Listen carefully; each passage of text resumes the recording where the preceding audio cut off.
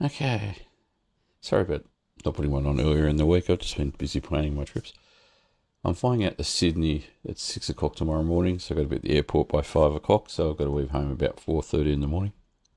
So I'm packing up to go on my Sydney trip. 2 days after that, I'll be in Brisbane.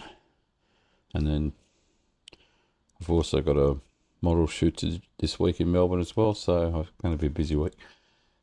So I'm taking 2 film cameras to Sydney. I'm also going to take one DSLR with me as well. This is my full frame Canon 6D. 24 to 105. I've used that one a few times on my trips. 24 is wide enough. I actually like 28, 25, 28, so 24 is just fine. That will be my general walk around lens. And where is it? Yeah.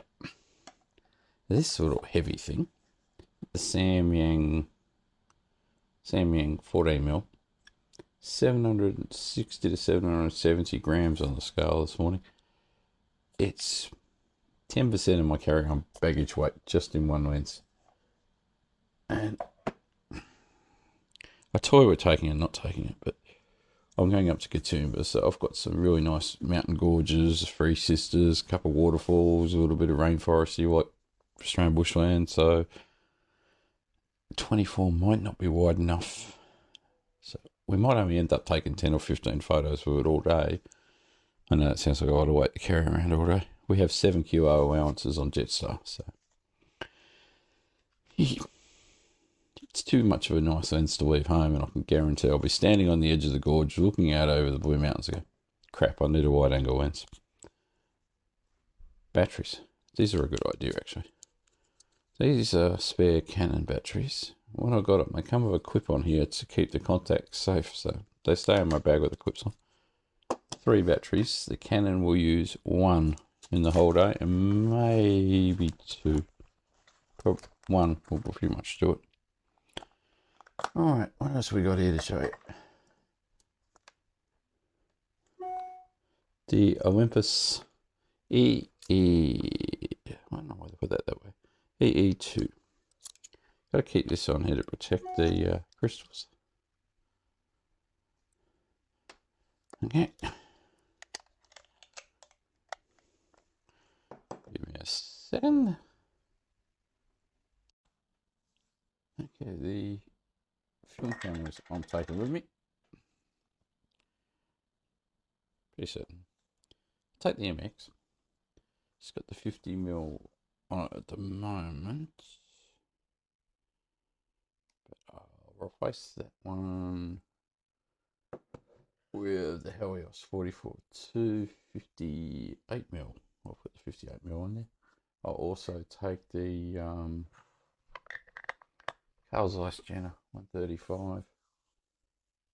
So that'll have more of a zoomed in style for that camera. And this one is a fixed 28mm lens.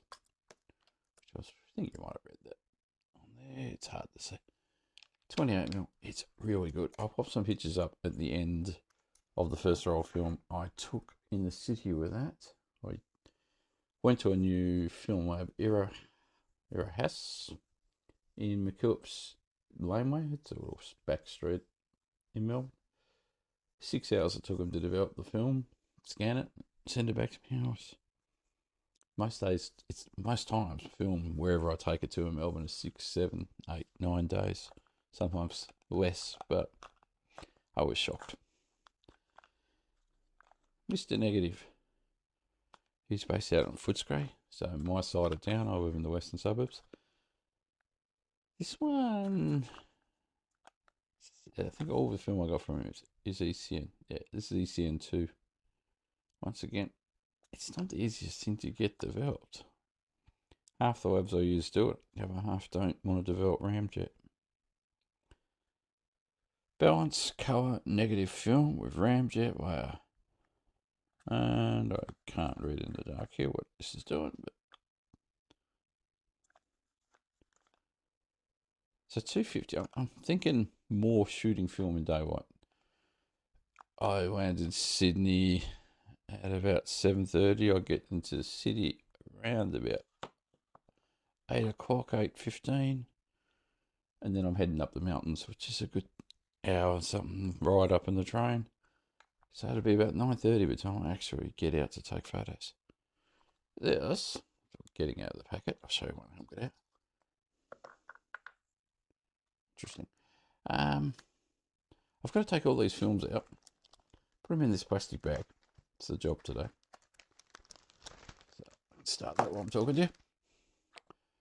Kumo 250. I got this from Film Never Dies. They do ECN2 development, and this is ECN2 film. The other problem, well, the only problem I actually have with ECN2 is the cost to develop it. I'm going to have anywhere close to 20 rolls of film, and I've seen the prices in the low 20s and the prices in the high 30s to develop it, depending on who you go to and how many weeks you want to wait. So $400 to develop film feels a lot of money. I can buy a camera for that. All right, so take 4 rolls of that. Kumo 250.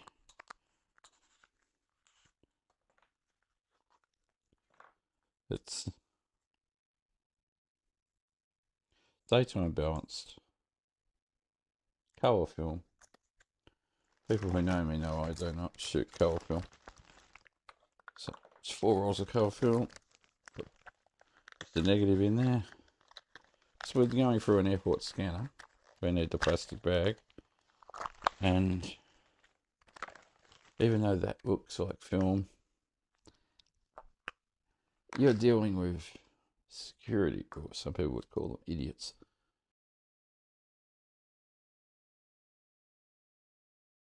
Next to those, street pants, basically rolly. I have shot a lot of street pant, and I really like it. So I will probably only get the retros when the street pan runs out. I've been shooting that at ISO 200. The first roll I filmed I shot 18 months ago with it, nearly 2 years ago now. I shot it at the box speed, and it's very dark in contrast. Very dark. But 200 brings out the highlights, really shines out white. I'll put some photos up. I got developed the other day from Street Pan. Street Pan, if it's white, so white line, white cuffling, a man was on around with bright white cufflings the other day, and he stood out on the. This is what I shot in the Olympus. So the Olympus is a half frame, 72 shots you get out of it. So you get your film you're most familiar with. And I know Street Pan better than anything except for maybe Kodak films. Alright. What do we got in here? 4, 8, 9 rolls of film.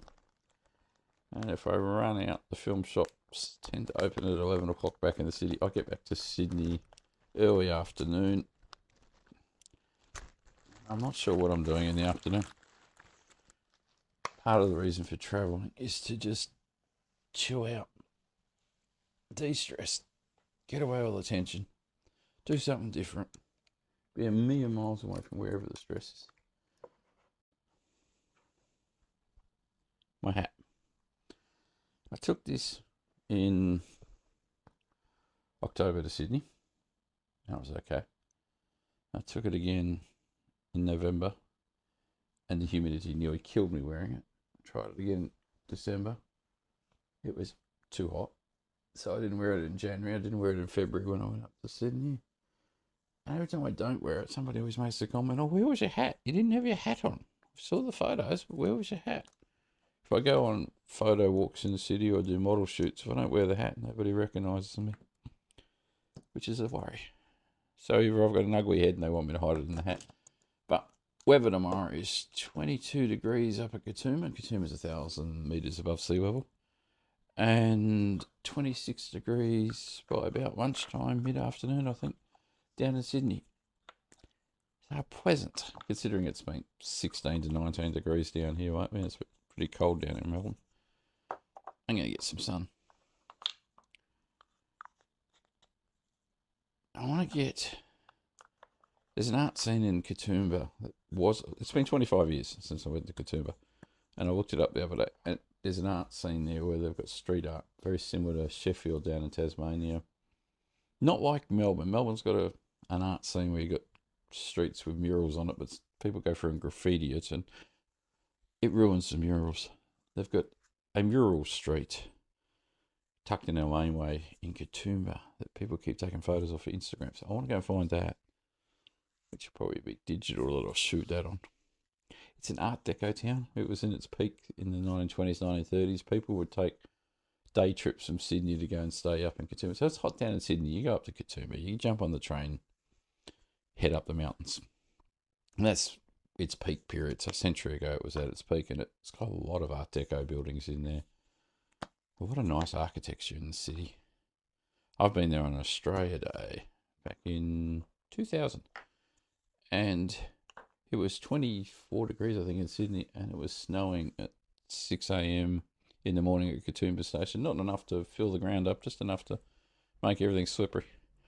It's nice up there. So, Sydney, leave at 6 o'clock on the plane, come back at 9 o'clock on tomorrow night, get back into Melbourne about 11:15, get home just before midnight. And Wednesday we have got a photo shoot with Sigma Photo Australia down at the Pollywood side, the old Irish ship down in Melbourne. Very nice ship. It's got a lot of family history for me on that boat. We're going down to the Pollywood side to start there for a photo walk. That'll finish about 8 o'clock. Come home, go to bed, get up at 3 o'clock on Thursday, losing days here, and jump on another plane, 2-hour flight to Brisbane on Thursday. And then once again, fly back by midnight. So the next 3 days are going to be very, very, very, very hectic. But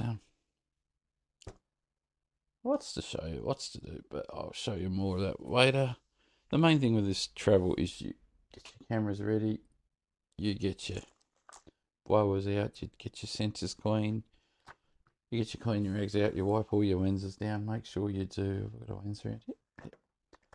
When you do your lenses, always do the back as well as the front. As soon as I put that on the camera, the dust on that goes straight on the camera that I've just cleaned. So make sure you clean both sides. The dust is terrible, especially if I'm shooting f/16. Sydney's going to be sunny, Katoomba's going to be sunny. Perfect film weather, but alright, I will put some photos up now.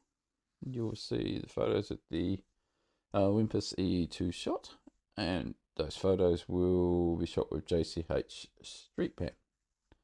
And meanwhile, I will talk to you in Sydney. I'll do some live feeds on my Instagram, which is Melbourne Pix, Pixs.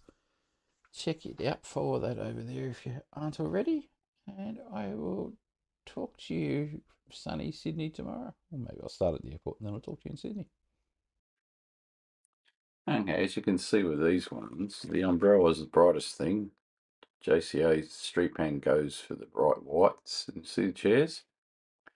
The white cufflinks on that man standing out in the umbrellas. So you focus on white. And the building tops are nice highlighted, so it highlights that. And you can see the white chairs again. It highlights the reflections. You get like a charcoaly black. And as you can see, it focuses on the most white things that pop out.